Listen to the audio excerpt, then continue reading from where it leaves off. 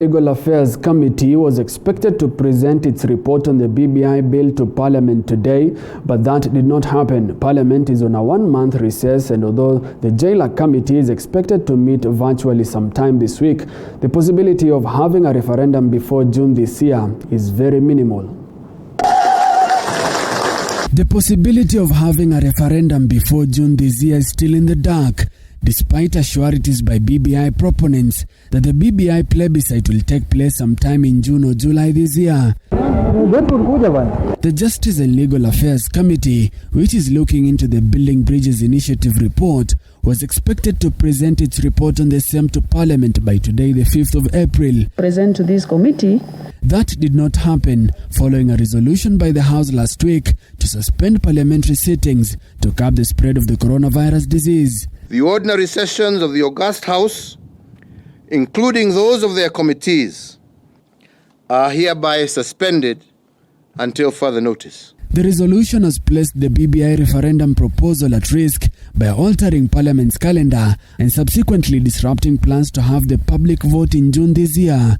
But the BBI proposal to create 70 new constituencies is now posing an even greater threat to its viability, following claims by the Independent Electoral and Boundaries Commission (IEBC) that the creation of the new constituencies is likely to take about 2 years. During the first delimitation under the Constitution of Kenya 2010, the Interim Independent Boundaries Review Commission undertook data collection and first round of public hearings from May 2009 to November 2010. Under Article 89 of the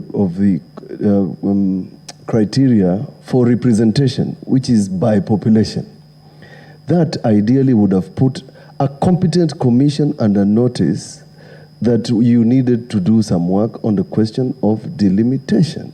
According to a draft report by the Jailer Committee, the MPs have argued that according to Clause 2 of Article 89 of the Constitution, any boundary review done by the IEBC should be completed at least 12 months before a general election of members of Parliament.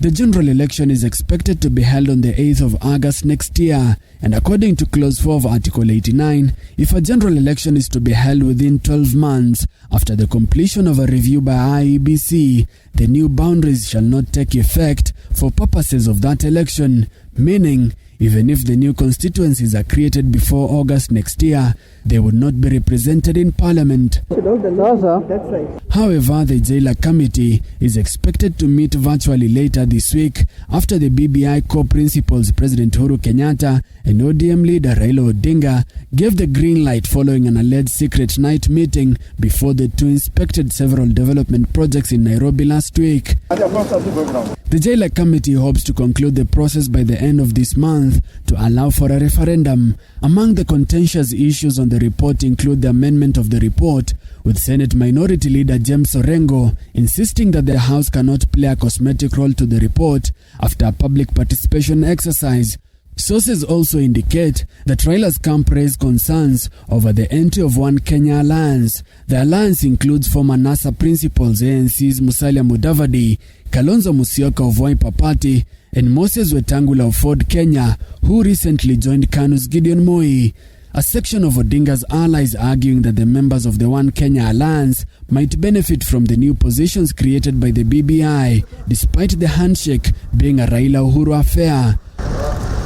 ODM boss Raila Odinga met his lieutenants in what is believed to be a meeting to quell the BBI standoff. The meeting reaffirmed ODM's commitment to the spirit of the handshake with President Uhuru Kenyatta that has created an environment of peace and stability required to address the pressing issues facing the country. Our Kenyans online